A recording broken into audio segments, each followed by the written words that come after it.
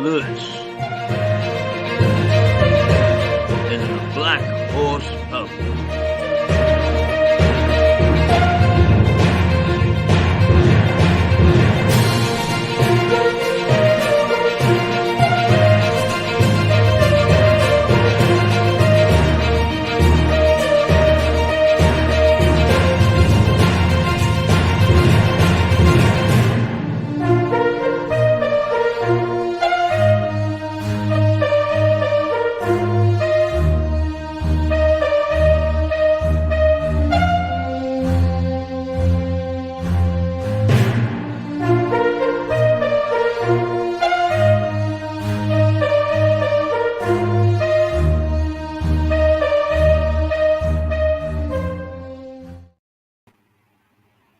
Well, here we are back again, and there should be a little bit of festive cheer there. But what happened to that? Goodness gracious me, there it is. Let's show a bit of festive cheer. There we go. And it is now 9:15. We were a little longer away than I thought, but leading up to 10 o'clock and start to look at serious matters, we're going to play you the first part of Mirador's trilogy for Christmas Eve, and then we're going to look at episode 3 of the bloody past of a tiny town, look at the history of Lewes.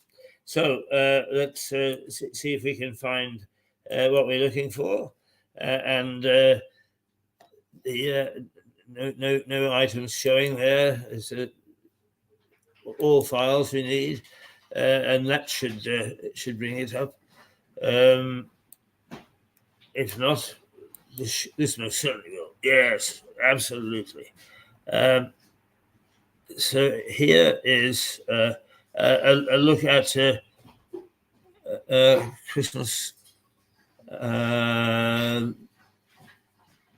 Christmas Eve, is it? Yeah, it should be. The sun is out there this morning, and it's looking very, very bright. There's Christmas Day, so we should have Christmas Eve here somewhere. Oh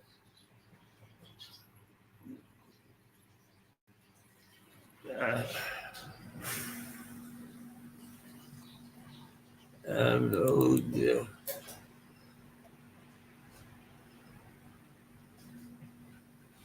No, as usual, I've managed to cock up the. Well, I'll tell you what. Let's not delay. Let's not dally. Let's not get silly. What we'll do is we will play the bloody past first, and then we'll go to Christmas. Nothing like switching it around. So let's do that, and that will satisfy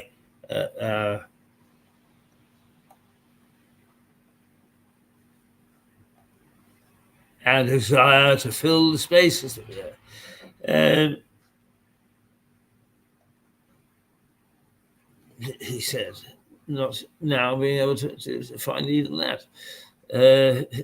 Yeah, episode 1, episode 2, and somewhere here should be episode 3. I'll blame the sun in my eyes. That's what I'll do. I'll blame the sun in my eyes. Yes. Oh, dear.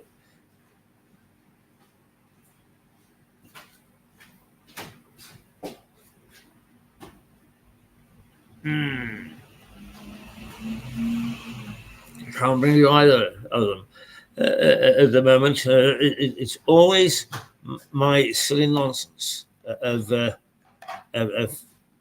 not really totally understanding technology. It's because of my age. You see, I'm way over 35, and There we go, episode 3 of A Bloody Farce. Here we go.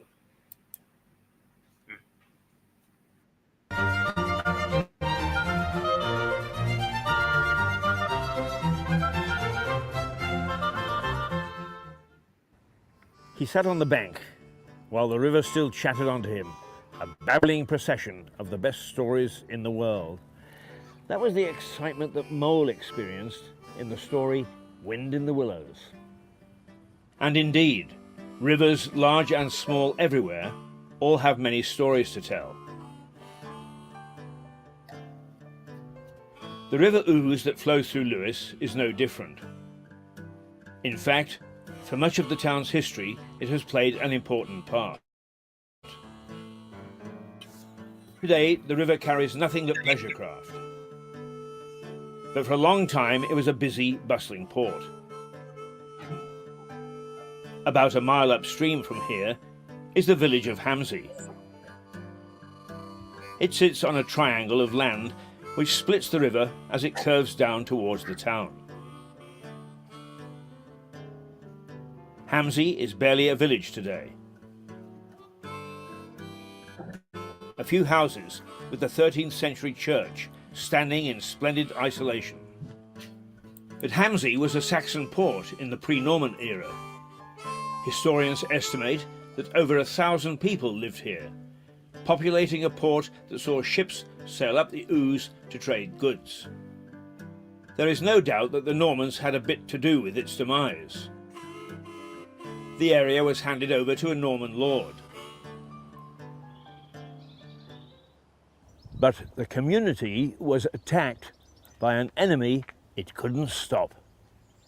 An army of rats, which disembarked from one of the visiting ships, went ashore and infected the village with bubonic plague, the Black Death. The disease devastated Hamsey. And while there is no historic evidence, legend has it that the residents barricaded themselves in to prevent unaffected people coming in and diseased people getting out. Eventually, they starved to death. Named after the black rats which carried the plague, the Black Death killed over half the population in Britain between 1348 and 1349. The survivors founded another village off Ham, the modern thriving village of Opham.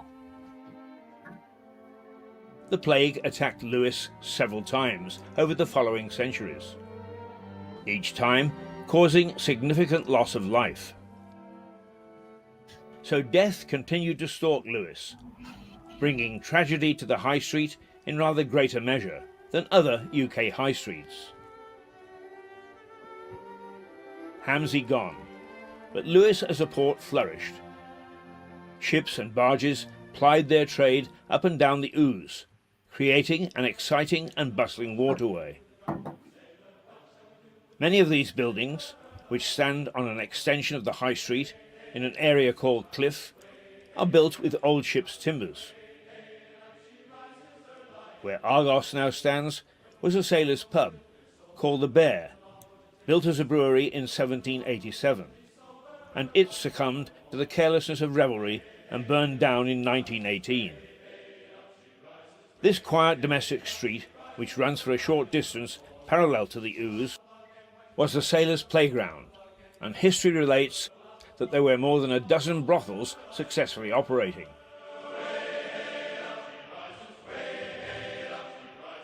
Today, this street is known as Little Chelsea. Even the name makes it seem a nice place to live.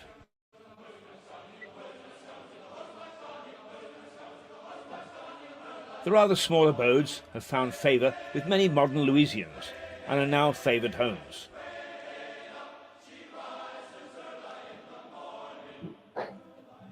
And why not? They look good in a twee kind of way. And if you're not living in a former brothel, there are other historical backgrounds to raise the interest.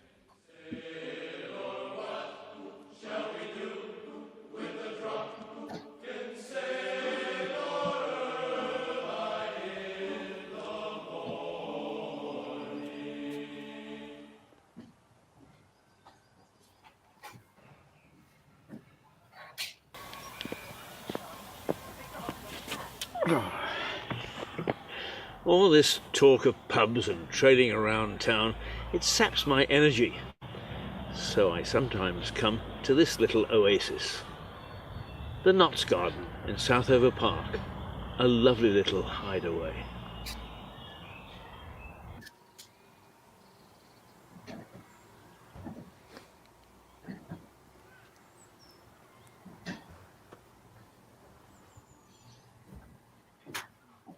Back to the High Street, or at least its extension into the cliff area of Lewes. So I've been wandering around here because Lewes is full of antique stores and models.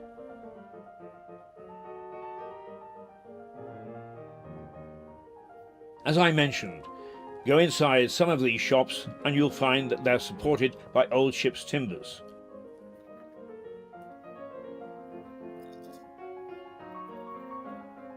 Another reminder of the days when Lewes was a port.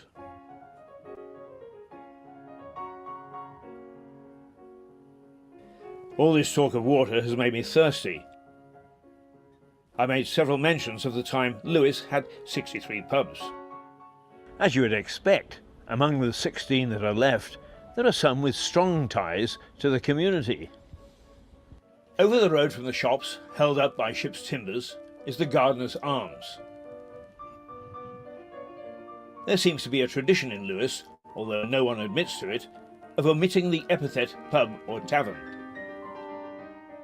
This pub is called by locals simply the Gardener's. And the Gardener's it was. The origins of this pub go back to when it was an ordinary house, owned by a gardener. Often, after work, he would invite other gardeners into his front room for a drink. Eventually, it made sense to formalise the ritual. So, it turned into a pub. The Gardener's is a true pub. Unusual now, it only serves pork pies and sausage rolls. Yet each year it's in the top tier of finalists for Pub of the Year. Magnificent. Back to the Street of 1,000 Brothels. Well, perhaps not 1,000, but a few anyway. There's a pub called the Snowdrop. Nice pub, they tell me. Interesting for its name and where it stands. This is the site of England's deadliest avalanche. Just after Christmas in 1836, heavy snow built up on the edge of the downs. There were 7 cottages here where the pub now stands.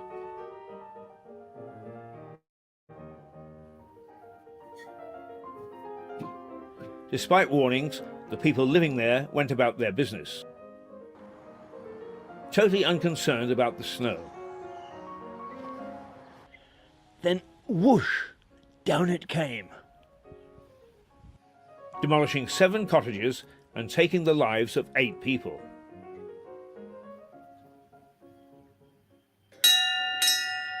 Time, gentlemen, please.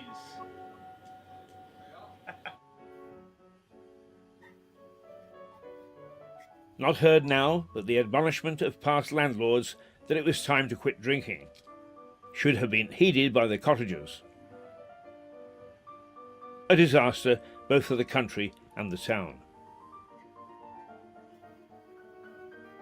A brief mention of one last hostelry, the John Harvey Tavern. Named after the founder of a local brewery, the one of 16 to survive to the modern day, Harvey's has been around since at least 1790.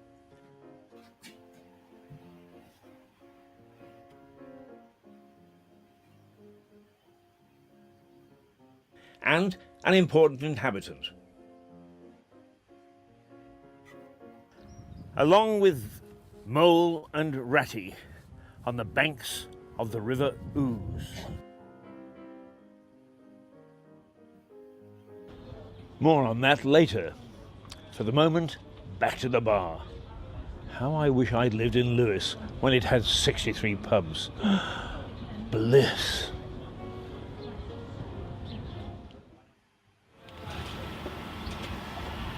You might think, from the pubs I've been into, that Lewes is a drinking town.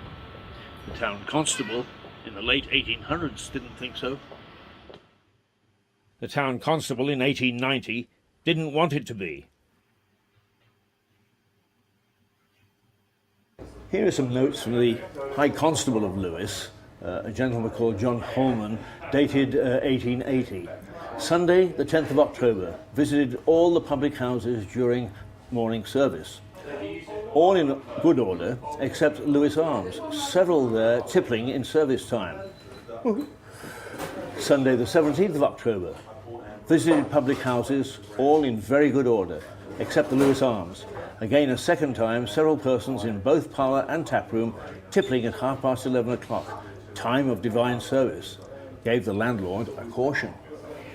Sunday, the 14th of November, visited public houses as usual, witnessed very great indecency in the person of George W.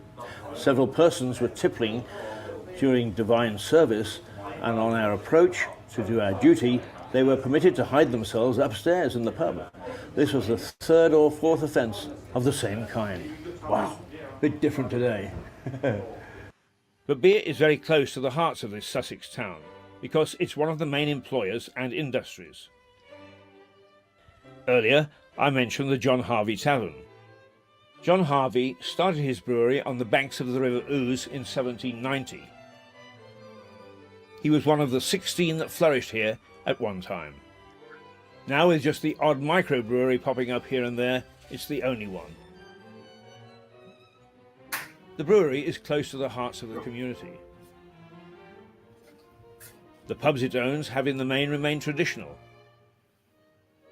while its method of delivery has most definitely remained in the past. Miles Jenner is the chief brewer, and his range of beers reflects the activities of the local community.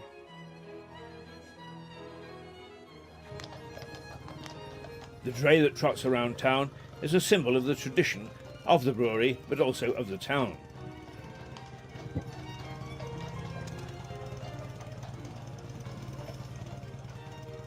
The beer maker turns out beers named after local events: Firecracker, Tom Paine, Bonfire Boy, and Lewes Castle.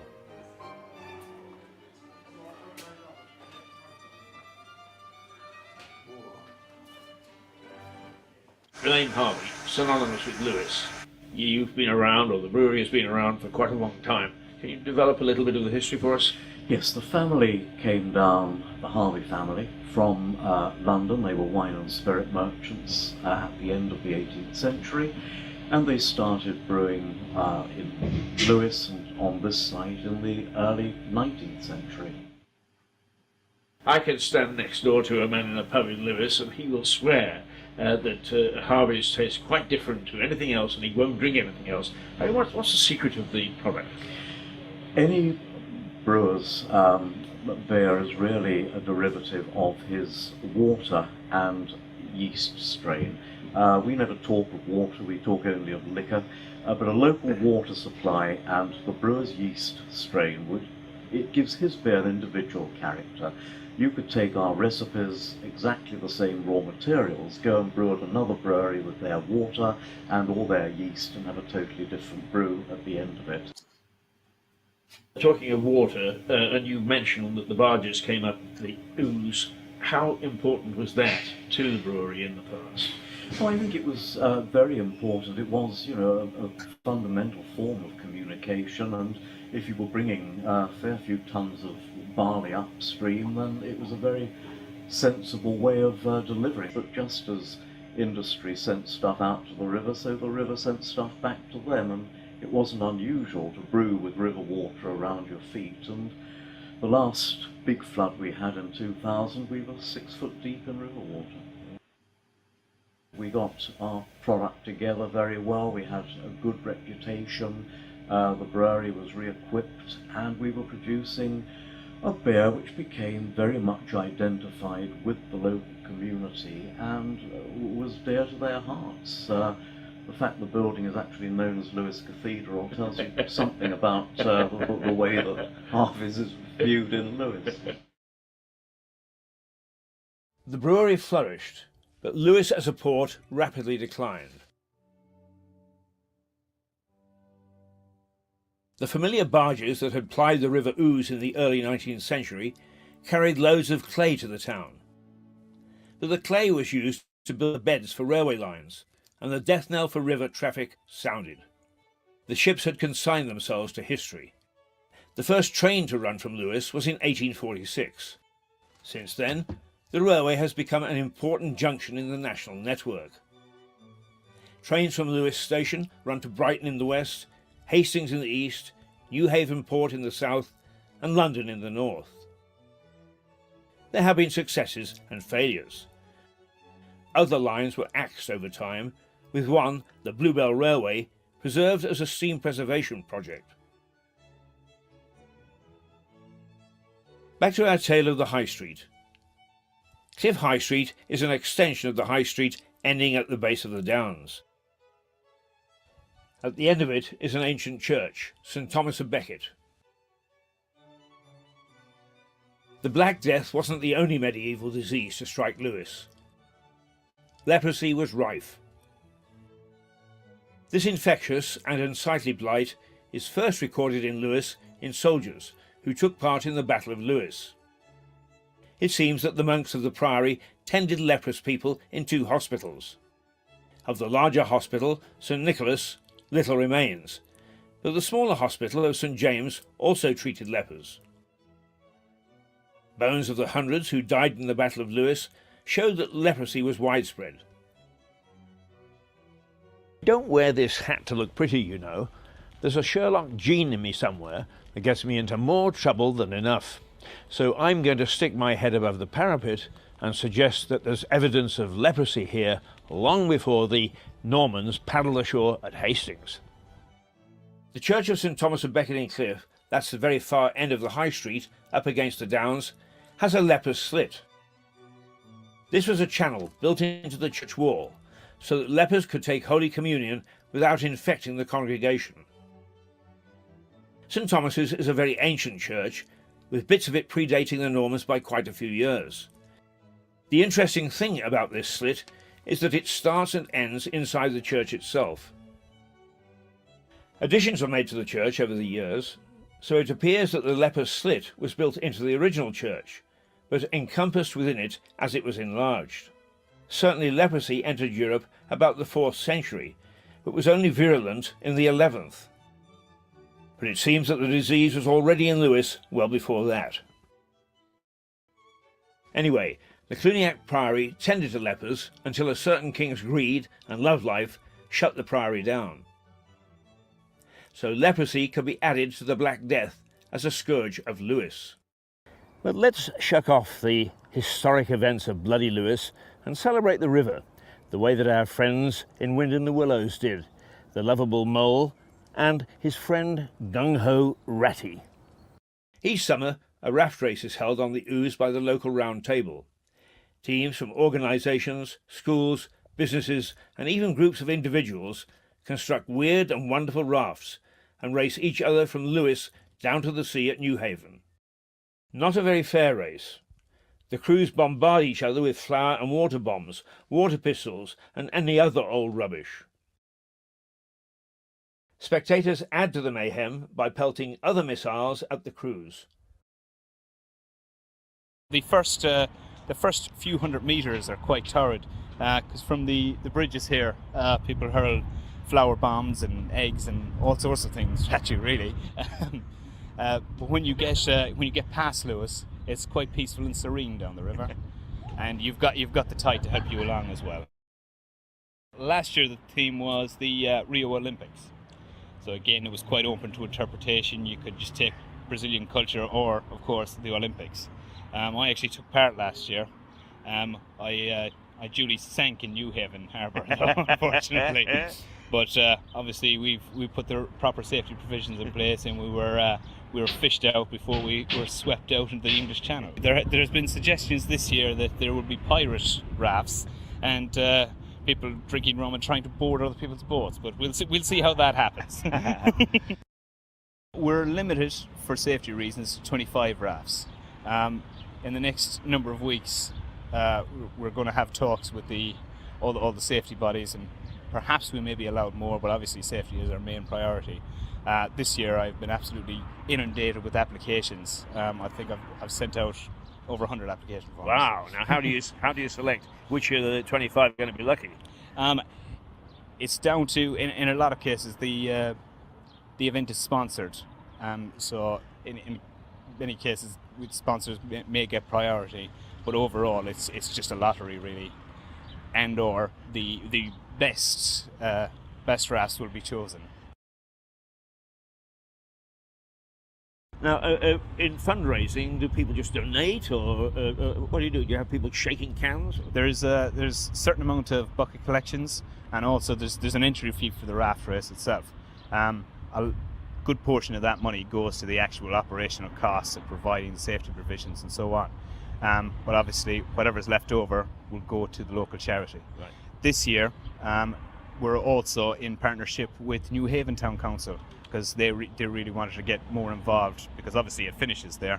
So this year we will be supporting a charity in Lewes and a charity in New Haven.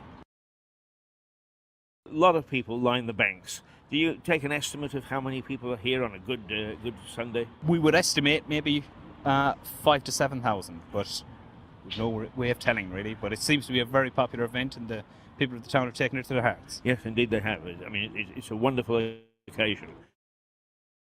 After all the bloodshed and death in this little town, that regatta makes me feel a lot better. Time for a little nap, I think.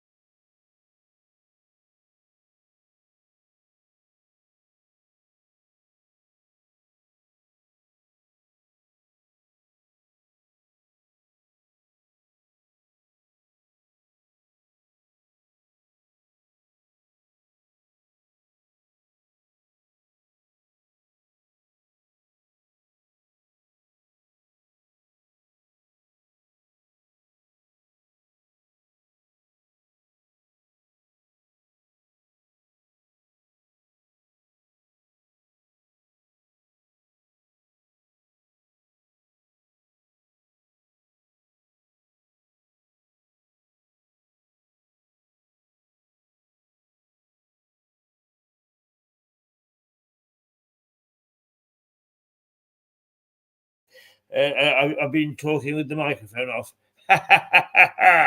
Now, let me repeat what I just said.